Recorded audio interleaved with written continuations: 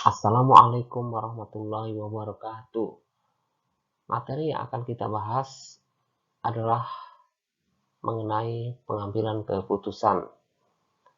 Pengambilan keputusan merupakan suatu proses yang digunakan untuk memilih suatu tindakan sebagai cara pemecahan masalah. Keputusan yang telah ditetapkan oleh manajer bukanlah tujuan organisasi.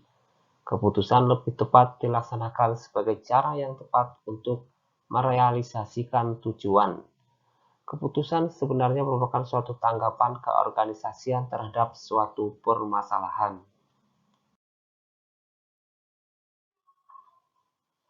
Ada 7 langkah dalam proses pengambilan keputusan.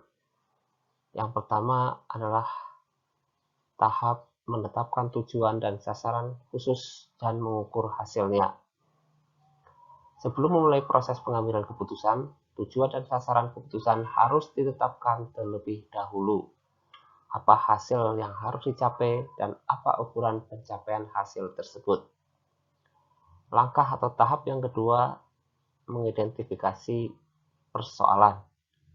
Persoalan-persoalan di seputar pengambilan keputusan harus diidentifikasikan dan diberi batasan agar jelas.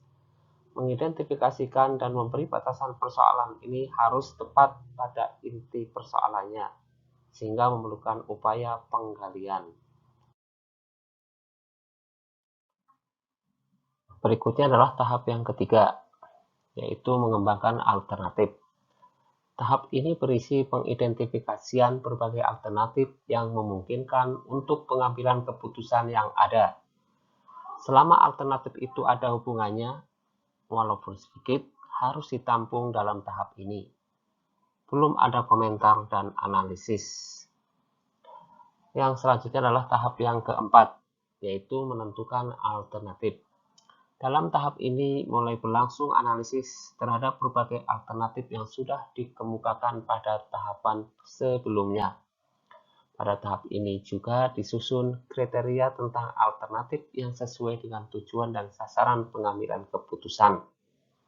Hasil tahap keempat ini mungkin masih merupakan beberapa alternatif yang dipandang layak untuk dilaksanakan. Setelah tahap yang keempat adalah tahap kelima. Tahap kelima ini adalah memilih satu alternatif. Beberapa alternatif yang layak tersebut di atas yang di tahap keempat harus dipilih satu alternatif yang terbaik.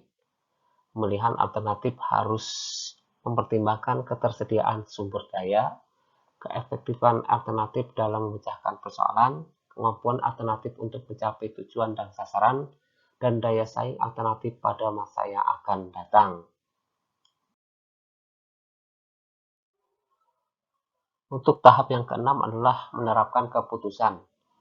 Keputusan yang baik harus dilaksanakan. Keputusan itu sendiri merupakan abstraksi, sedangkan baik tidaknya baru dapat dilihat dari pelaksanaannya. Selanjutnya, setelah tahap keenam adalah tahap ketujuh. Dalam tahap ketujuh ini adalah mengendalikan dan mengevaluasi. Pelaksanaan keputusan perlu pengendalian dan evaluasi untuk menjaga agar pelaksanaan keputusan tersebut sesuai dengan yang sudah diputuskan. Setelah kita mempelajari tahap dalam pengambilan keputusan, salah satu yang perlu kita bahas lagi adalah mengenai gaya pengambilan keputusan.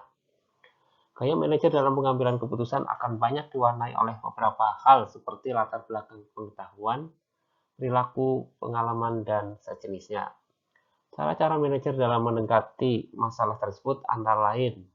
Yang pertama, penghindar masalah. Seorang penghindar masalah mengabaikan informasi yang menunjukkan sebuah masalah.